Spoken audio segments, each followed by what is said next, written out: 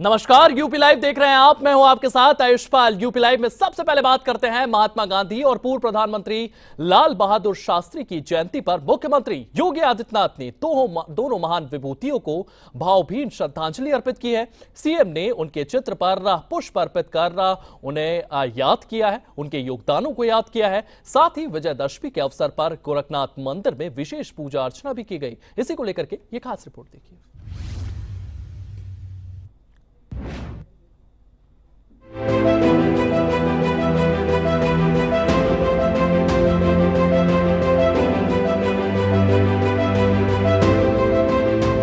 देश भर में महात्मा गांधी और पूर्व पीएम लाल बहादुर शास्त्री की जयंती मनाई गई।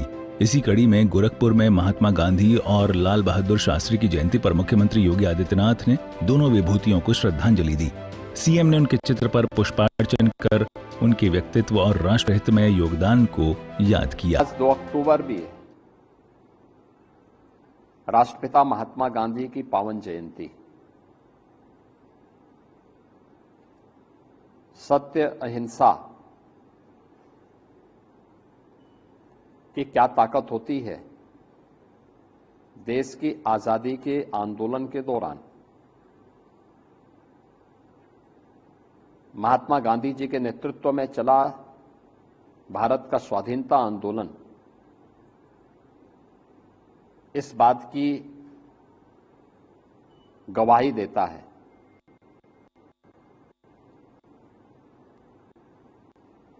पूरी दुनिया यह शोध उत्सुकता का कारण भी बना हुआ है कि क्या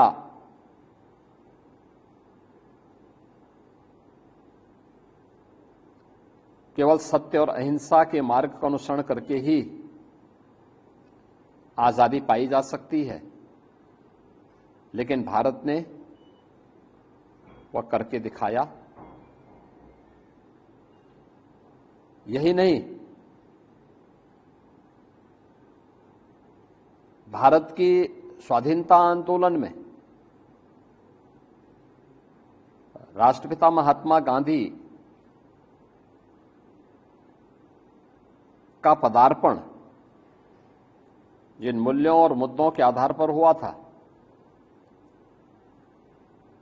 उसमें स्वदेशी का एक महत्वपूर्ण भूमिका है। इस दौरान सीएम योगी ने कहा कि सत्य और अहिंसा की ताकत को महात्मा गांधी ने स्वाधीनता आंदोलन के जरिए दुनिया को दिखाया। उनकी प्रेरणा से भारत ने न केवल आजादी हासिल की बल्कि वैश्विक मंच पर नैतिक नेतृत्व भी स्थापित किया। इसके साथ ही राष्ट्रपिता महात्मा गांधी स्वच्छता के भी पक्षधर थे। उन्होंने स्वच्छता के प्रति समाज का आह्वान किया था। अनेक बड़े ऐसे जन आंदोलन को उन्होंने नेतृत्व दिया था जिसने विदेशी हुकूमत की जड़ों को हिलाने में बड़ी भूमिका का निर्वहन किया। आज मुझे बताते हुए प्रसन्नता है कि बापू के सपने को साकार करने के लिए स्वदेशी प्रधानमंत्री मोदी जी के नेतृत्व में देश और दुनिया के लिए एक मॉडल बन रहा है और भारत की ताकत का एहसास कर रहा है। उत्तर प्रदेश में 1 डिस्ट्रिक्ट 1 प्रोडक्ट का जो हमारा अभियान है वो सफलता की एक नई ऊंचाई को प्राप्त कर रहा है। इसके साथ ही स्वदेशी अब केवल खादी तक नहीं है बल्कि स्वदेशी भारत के अंदर भारत की दिनचर्या का पार्ट बन गया है। लाल बहादुर शास्त्री के योगदान को याद करते हुए सीएम ने कहा कि उनकी सादगी, ईमानदारी और जय जवान जय किसान का नारा आज भी प्रासंगिक है। डबल इंजन सरकार उनके सपनों को साकार करने के लिए कटिबद्ध है। स्वर्गीय लाल बहादुर शास्त्री जी की भी पावन जयंती है। वे देश के स्वाधीनता संग्राम सेनानी में अग्रिम पंक्ति के सेनानी थे। बापू के प्रखर अनुयायी थे, स्वदेशी और स्वावलंबन के पक्षधर थे। भारत की कृषि आत्मनिर्भर हो, ये मॉडल सरदेव लाल बहादुर शास्त्री जी के द्वारा ही देशवासियों को दिया गया। जय जवान जय किसान भारत के नागरिकों के मन में और खाद्यान्न आत्मनिर्भरता के लक्ष्य को प्राप्त करने की दिशा में भारत आगे बढ़ सके। भारत शांति का पक्षधर है, लेकिन कोई भारत पे युद्ध थोपेगा तो भारत मुंहतोड़ जवाब देगा। 1965 के भारत पाकिस्तान युद्ध के दौरान भारत की विजय इस बात का प्रदर्शन करती है और वह लाल बहादुर शास्त्री जी के नेतृत्व में भारत ने उस शक्ति का एहसास न केवल पाकिस्तान को बल्कि दुनिया को कराया था। इससे पहले विजयादशमी के पावन अवसर पर सीएम योगी ने गोरखनाथ मंदिर में विशेष पूजा अर्चना की। उन्होंने मां दुर्गा और भगवान रघुनाथ की आराधना कर प्रदेश की सुख समृद्धि की कामना की। शास्त्री जी की स्मृतियों को भी नमन करते हुए प्रदेशवासियों की ओर से उन्हें विनम्र श्रद्धांजलि अर्पित करता हूं। मैं एक बार फिर से पूरे प्रदेशवासियों को विजयादशमी की हृदय से बधाई और मंगलमय शुभकामनाएं देता हूं और सबसे अपील करता हूं कि पर्व और त्योहार एकता, शांति और सौहार्द के प्रतीक होते हैं। हम सब इन पर्व और त्योहारों के महत्व के पीछे जो सात्विक भाव है, एकता का दर्शन है, इसके पीछे शांति और सौहार्द की जो भावना है उसको अपने जीवन में अंगीकार करें। मर्यादा पुरुषोत्तम प्रभु श्री राम का उच्चादर्श हम सबको आगे बढ़ने के लिए एक नई प्रेरणा प्रदान कर रहा है। गांधी और शास्त्री के आदर्शों को आत्मसात कर उत्तर प्रदेश सरकार उनके दिखाए मार्ग पर चल रही है। विजयादशमी के साथ ये जयंती समारोह सत्य, अहिंसा और राष्ट्र सेवा का संदेश देता है। ब्यूरो रिपोर्ट, सूर्या समाचार।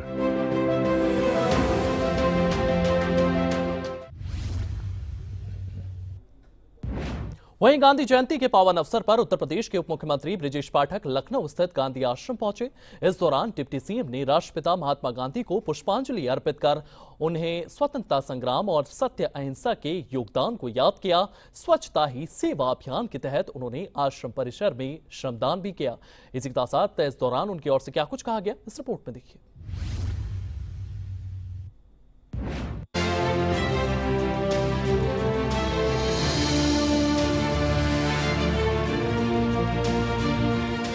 लखनऊ के जानकीपुरम स्थित गांधी आश्रम में उप मुख्यमंत्री ब्रिजेश पाठक ने महात्मा गांधी और पूर्व पीएम लाल बहादुर शास्त्री की प्रतिमा पर पुष्प अर्पित कर श्रद्धांजलि दी। उन्होंने कहा कि बापू के सत्य, अहिंसा और स्वच्छता के सिद्धांत आज भी प्रासंगिक हैं। सीएम ने गांधी जयंती को स्वच्छता ही सेवा अभियान के रूप में मनाते हुए आश्रम परिसर दीवारों की सफाई, पेंटिंग और वृक्षारोपण किया। भारत के पूर्व प्रधानमंत्री लाल बहादुर शास्त्री जी ने आजादी के बाद जब देश के प्रधानमंत्री बने तो शुचिता, पारदर्शिता और किस ढंग से भारत के सर्वोच्च पद पर रहकर भी सामान्य जीवन जिया जा सकता है, आज भी हम पूज्य लाल बहादुर शास्त्री जी के विचारों से, उनके पुस्तकों को पढ़ करके जान पाते हैं। भारत के सर्वोच्च पद पर रहने के बावजूद भी उन्होंने कभी अपने अंदर इतने बड़े पद की अपने ऊपर हावी नहीं होने दिया। हमेशा वो जनता से जुड़ करके रहे और एक समय आया था जब देश पर विपत्ति आई थी, अकाल पड़ा था, तो उन्होंने देश के लोगों को नारा दिया था कि हम एक समय भूखे रहकर भी काम कर सकते हैं और देश ने उनकी बात को माना था। उन्होंने नारा दिया था, जय जवान जय किसान, यानी हमें युद्ध भी लड़ना है और किसानों को मजबूती भी देनी है। शुचिता, पारदर्शिता के प्रतिमूर्ति पूर्व प्रधानमंत्री लाल बहादुर शास्त्री जी की स्मृतियों को हम सब नमन करते हैं उत्तर प्रदेश सरकार की तरफ से। ब्रजेश पाठक ने बताया कि प्रधानमंत्री नरेंद्र मोदी के आह्वान पर पूरे देश में गांधी जयंती से ठीक पहले से स्वच्छता मिशन तेज हो गया है। लखनऊ में बड़ी संख्या में कार्यकर्ता जुटे हैं। उन्होंने युवाओं से अपील की कि बापू के सपनों को साकार करने के लिए स्वच्छ भारत अभियान में सक्रिय भागीदारी करें। पूज्य बापू ने आजादी की लड़ाई में जो अहम योगदान भारतवर्ष में दिया, जो अहिंसा के मूवमेंट को उन्होंने दुनिया के समक्ष एक नए विचार के रूप में प्रस्तुत किया, आज भी उनके विचारों को प्रासंगिक मानते हुए दुनिया में जितने भी संघर्ष होते हैं, तो हर संघर्ष में, हर युद्ध में पूज्य बापू को सब याद करते हैं कि महात्मा गांधी जी ने जो अहिंसा का संदेश मानवता को देने का काम किया था, हम सबको उस रास्ते पर चल करके अपने अपने बीच में बुराइयां समाप्त करके, लड़ाइयां समाप्त करके समाज को आगे बढ़ाने के लिए काम करना चाहिए। पूज्य बापू ने यह भी कहा था कि देश को तो आजादी मिल जाएगी, हमें स्वच्छता की ओर आगे बढ़ना होगा और स्वदेशी मूवमेंट को आगे बढ़ाना पड़ेगा। आज हम सब जानते हैं जिस गांधी भंडार में, खादी भंडार में हम सब एकत्र हुए, पूज्य बापू जी की देन है। उन्होंने गांव की महिलाओं को, निर्बलों को, ऐसे लोग जिनको जीवन यापन में कठिनाई आती थी, उनको स्वदेशी मूवमेंट से जोड़ करके उनको रुई कपास के माध्यम से वस्त्र बुनने के लिए तैयार किया और यह मूवमेंट इतना बड़ा मूवमेंट बनकर के खड़ा हुआ, पूरी दुनिया आज उसका अनुसरण कर रही है।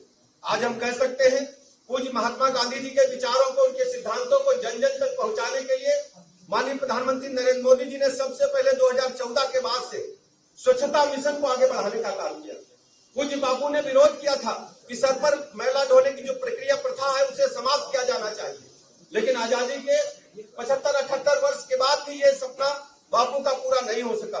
लेकिन आदरणीय प्रधानमंत्री नरेंद्र मोदी जी ने देश के सभी लोगों को शौचालय देकर के इस बापू के इस मिशन को पूरा करने का जो काम किया है, हम उत्तर प्रदेश के निवासियों की तरफ से आदरणीय प्रधानमंत्री नरेंद्र मोदी जी का आभार प्रकट करते हैं। गांधी जयंती पर उप मुख्यमंत्री का यह कदम गांधीवादी विचारधारा को मजबूत करने का प्रतीक है। यूपी सरकार बापू के आदर्शों पर चलते हुए विकास और स्वच्छता के नए आयाम गढ़ रही है।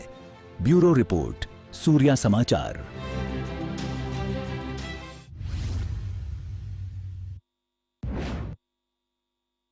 जगत में शोक की लहर है। पद्म विभूषण से सम्मानित सुप्रसिद्ध शास्त्रीय गायक पंडित छन्नूलाल मिश्रा पर मिर्जापुर में उनका निधन हो गया है। 91 वर्ष पंडित जी की मृत्यु उम्र संबंधित बीमारियों के कारण हुई है। उनका अंतिम संस्कार वाराणसी के मणिकर्णिका घाट पर किया जाएगा। इसी के साथ साथ पीएम मोदी और सीएम योगी आदित्यनाथ ने उन्हें श्रद्धांजलि दी है।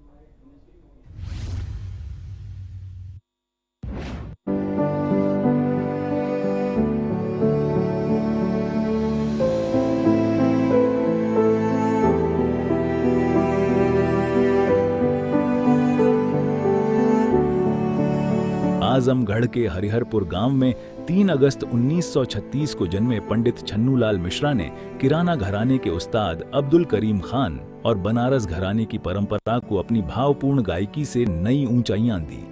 ख्याल, ठुमरी, भजन, शास्त्रीय संगीत को जन जन तक पहुंचाया। खेले मसाने वाली और राग विराट जैसे एल्बम आज भी लोकप्रिय हैं। उन्हें सन 2000 में संगीत नाटक अकादमी, 2010 में पद्म भूषण और 2020 में पद्म विभूषण से सम्मानित किया गया। पंडित छन्नूलाल मिश्र जी आज हम सबके बीच नहीं रहे, ये भारत की अपूर्णीय क्षति है। शास्त्रीय संगीत के दुनिया में उनका बड़ा नाम था। उन्होंने भी पूरा जीवन भारत माता को समर्पित किया। मिर्जापुर से निकल करके बनारस घराने का नाम उन्होंने देश दुनिया में रोशन करने का काम किया। आज हम पंडित छन्नूलाल मिश्र जी के निधन पर उन्हें हृदय की गहराइयों से श्रद्धासुमन अर्पित करते, श्रद्धांजलि देते हैं, ईश्वर से प्रार्थना करते हैं। बीमार तो काफ़ी समय से चल रहे थे, करीब 12 दिन वो बीएचयू में आईसीयू में एडमिट थे। उससे पहले 2 दिन वो यही रामकृष्ण मिशन हॉस्पिटल में एडमिट थे। बीएचयू से आने के बाद भी उनको 2 दिन हम लोगों ने सुपरविजन में रखा था, रामकृष्ण मिशन में ही। और सभी जगह डॉक्टर्स ने यही कहा कि मतलब बहुत ज़्यादा फ़ायदा नहीं होना है, एज रिलेटेड प्रॉब्लम्स बहुत बढ़ गई हैं, तो यहाँ आईसीयू में हॉस्पिटल में रखने से उनको मतलब इन्फेक्शन का डर है, तो इसलिए उन्होंने कहा कि आप लोग घर पे लेके जाइए, वहीं पे सेवा करिए। तो यही हम लोगों ने पूरी हॉस्पिटल जैसी व्यवस्था कर दी थी, बाईपैप, ऑक्सीजन और डॉक्टर्स की पूरी टीम यहाँ पे थी। पद्म विभूषण पंडित छन्नूलाल मिश्रा जी के आज प्रातः मिर्जापुर में उनके आवास में मृत्यु हुई है। लंबे समय से वो बीमार चल रहे थे। वर्तमान में उनका पार्थिव शरीर यहाँ बनारस में उनके सिगरा में जो आवास है वहाँ पर है और बड़ी संख्या में बनारस वासी आकर अपनी श्रद्धांजलि व्यक्त कर रहे हैं। इस दुखद समय में शोकाकुल परिवार के साथ सभी बनारस वासी, पूरा देश साथ में है। साथ में जिला प्रशासन, पुलिस, सब लोग उनके सहयोग में यहाँ पर हैं। गार्ड ऑफ ऑनर की यहाँ व्यवस्था रखी गई है। जो सायं मणिकर्णिका घाट पे दाह संस्कार होगा उस दौरान भी पुलिस प्रशासन लगातार परिवार के साथ रहेगा। 3 सप्ताह पहले 11 सितंबर को माइनर अटैक के बाद बीएचयू के सरसुंदरलाल अस्पताल में भर्ती हुए। चेस्ट इन्फेक्शन और खून की कमी की शिकायत थी। 27 सितंबर को छुट्टी मिलने पर बेटी नम्रता मिश्रा ने मिर्जापुर ले जाकर ओंझला पुल के रामकृष्ण सेवा मिशन चिकित्सालय में भर्ती कराया। एक अपूर्णीय क्षति है, बहुत बड़ी क्षति आप कह सकते हो। काशी ने आज अपने उस बेटे को खोया है जो संगीत की गायन विधा में एक बहुत बड़ा नाम था। भारत सरकार भी उनको लगातार सम्मानित करती रही, पद्म विभूषण जैसा सम्मान दे के काशी ने उनके नाम को दुनिया में अजर अमर किया है। तो मुझको लगता है कि ये आज एक बनारसी व्यक्ति को, जो संगीत का साधक भी हो और खाटी बनारसी भी हो, कभी दिखावा नहीं, कोई एकदम बिना लाग लपेट के अपनी बात कहना, जहाँ कह देते थे लोग वहीं गाने लगते थे। कभी इस बात का कहीं कोई बुला दे, कोई सम्मान देता था तो वो चले जाते थे और वो सदैव जीवन भर प्रयासरत थे कि उनकी ये विदा नई पीढ़ी में दूर तक जाए।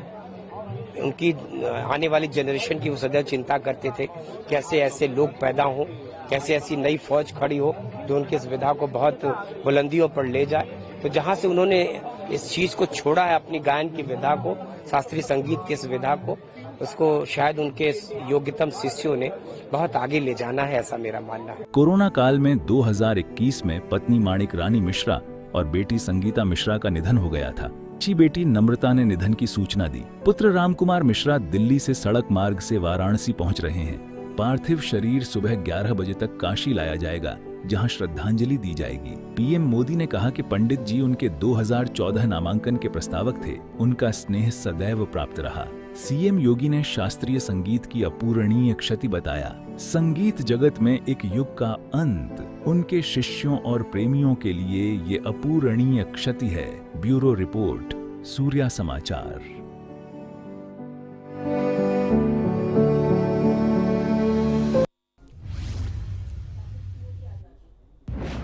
वहीं उत्तर प्रदेश के संबल जिले में अवैध निर्माण के खिलाफ प्रशासन की सख्ती लगातार जारी है। इसी के साथ साथ असमोली थाना क्षेत्र के राय बुजुर्ग गांव में सरकारी तालाब की जमीन पर बनी अवैध मस्जिद और मैरिज हॉल पर बुलडोजर एक्शन शुरू कर दिया गया है। दशहरे के दिन चली इस कार्रवाई के दौरान इलाके में भारी पुलिस बल तैनात किया गया है। पुलिस छावनी में इस इलाके को बदल दिया गया, जबकि मस्जिद कमेटी को 4 दिन की मोहलत दी गई है। इसी के साथ साथ डीएम और एसएसपी समेत भारी पुलिस फोर्स मौके पर तैनात रहा। इसको लेकर के ये खास रिपोर्ट देखिए।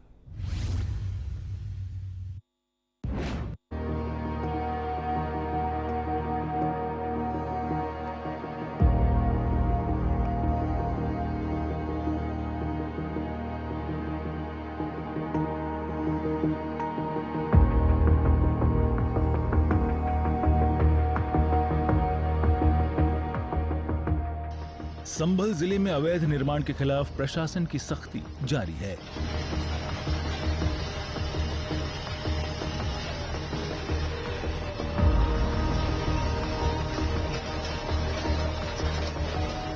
असमोली थाना क्षेत्र के राय बुजुर्ग गांव में सरकारी तालाब की जमीन पर बनी अवैध मस्जिद और मैरिज हॉल पर बुलडोजर एक्शन शुरू हो गया है। कार्रवाई सुबह 11 बजे शुरू हुई, जो देर शाम तक चली।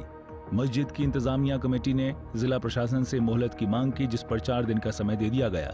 इस दौरान कमेटी खुद मस्जिद ध्वस्त करेगी। प्रशासन ने स्पष्ट किया कि कार्रवाई किसी समुदाय के खिलाफ नहीं, बल्कि सरकारी जमीन की रक्षा के लिए है। पूरे जनपद में लगातार अतिक्रमण के विरुद्ध कार्रवाई हो रही है और हमने धारा 67 के अंतर्गत जो गाटा संख्या 691 है, उसकी 2310 वर्ग मीटर लैंड जो तालाब की भूमि है, जिसपे एक बहुत बड़ा मैरिज पैलेस बन रखा है, तो इसके ध्वस्तीकरण का आदेश तहसीलदार ने लगभग 1 महीने पहले दिया था। इसके बाद कहीं किसी प्रकार की कोई अपील नहीं की गई, तो 30 दिन के बाद जो ध्वस्तीकरण की कार्रवाई है आज के दिन की जा रही है। हमारे यहाँ निरंतर सारे मामले चल रहे हैं और इसको भी लगभग 4-5 महीने हो गए और इसकी पूरी सुनवाई की गई, सभी पक्ष आए कोर्ट के अंदर और उसके बाद जो तहसीलदार न्यायालय है उन्होंने जो आदेश दिया उसी के क्रम में ये कार्रवाई हो रही है। क्या पूरा यहाँ पर बना हुआ है, स्ट्रक्चर क्या है? तो पूरा मैरिज पैलेस बना हुआ है 2310 वर्ग मीटर लैंड पर और इसके कारण पूरे गांव में जल भराव की स्थिति भी रहती है। ग्रामीण निरंतर शिकायत भी करते हैं क्योंकि अब तालाब पे ही कब्जा हो जाएगा तो फिर उसके बाद जल जाएगा कहाँ गाँव का। हाँ बिल्कुल, जो ध्वस्तीकरण की कार्रवाई होती है उसी के अनुसार इसका भी ध्वस्तीकरण किया जाएगा। देखिए, ग्राम रवा बुजुर्ग में हम इस समय मौजूद हैं और 2 घाटें हैं। उन दोनों घाटों में एक तालाब के नाम से दर्ज है और एक खाद के गड्ढे के नाम से दर्ज है। एक में बारात घर बना हुआ है, दूसरे में एक मस्जिद बनी हुई है। तो तहसीलदार न्यायालय द्वारा 6ठे महीने में इनको नोटिस जारी की गई थी और 2/9/25 को इसमें पक्षों को सुनने के बाद ऑर्डर किया गया था। उसी के कंप्लायंस में आज यहाँ पे बेदखली की कार्रवाई की जा रही है। पूरी राजस्व की टीम है, पीएससी मौजूद है यहाँ पे, पुलिस बल, नगर पालिका की टीम और ब्लॉक की टीम यहाँ पे मौजूद है। कार्रवाई से पहले गांव में ऐलान कर ग्रामीणों को घरों में रहने और बाहर न निकलने की हिदायत दी गई। एक दिन पूर्व प्रशासन ने ग्रामीणों के साथ बैठक की और फ्लैग मार्च किया। जनपद संभल के थाना असमोली के राय बुजुर्ग गांव में यहाँ पे एक तालाब की और खाद के गड्ढों की जमीन है। उसमें 30 दिन का समय इनको दिया गया था। 30 दिन का समय गुजर जाने के बावजूद भी इनके द्वारा जब नहीं तोड़ा गया है तो प्रशासन के द्वारा निर्णय लिया गया है कि इसको स्वयं तोड़ा जाएगा। ये एक इलीगल कंस्ट्रक्शन था और पर्याप्त समय इनको दिया गया है। पुलिस व्यवस्था की यहाँ चाक चौबंद है, ड्रोन से निगरानी रखी जा रही है और आसपास के जितने भी गांव सब में पहले मुनादी भी करा दी गई थी। शांति व्यवस्था व्याप्त है, किसी प्रकार की समस्या नहीं है। ये काफी बड़ा एरिया आप देख सकते हैं। ये यहाँ पे मदरसे की तरह और बारातघर की तरह चला रहे थे। मस्जिद आगे की ओर है। कई बीघे जमीन के अंदर इसका निर्माण किया गया था। Thank you. इस दौरान भारी पुलिस बल, पीएसी जवान और पैरामिलिट्री फोर्स तैनात है। डीएम, एसएसपी, एसडीएम और सिटी मजिस्ट्रेट मौके पर निगरानी कर रहे हैं। राजस्व विभाग ने 30 दिन पहले नोटिस जारी कर निर्माण को अवैध घोषित किया था। ये तालाब की जमीन पर ये मैरिज हॉल बनाया गया था। इसके बारे में लेखपाल ने हमारे यहाँ अंतर्गत धारा 67 मुकदमा दायर किया था, जिसमें इनको नोटिस भी दी गई और ये अपीयर भी हुए, लेकिन इन लोगों ने कोई साक्ष्य अपना प्रस्तुत नहीं कर सका और न ही अपनी कोई लीगलिटी बता सका कि ये जमीन हमारी है। सर, कब से आपको जानकारी हुई? कितना कोर्ट में चला आपका मामला? हमने 1 महीना पहले ही इसमें बेदखली का आदेश पारित कर दिया था और बीच में आप लोग भी उपस्थित थे। उसमें इसकी निशानदेही भी कराई गई, लेकिन फिर भी इन लोगों के पास कोई साक्ष्य नहीं था, इसलिए इन लोगों ने एक्सेप्ट कर लिया कि हमारा कंस्ट्रक्शन गलत है। संभल में ये एक्शन अवैध कब्जे के खिलाफ जीरो टॉलरेंस नीति का हिस्सा है। प्रशासन ने शांति बनाए रखने पर जोर दिया ताकि संवेदनशील स्थिति में कोई हिंसा न हो। यूपी में अतिक्रमण हटाओ अभियान तेज है। ब्यूरो रिपोर्ट, सूर्य समाचार।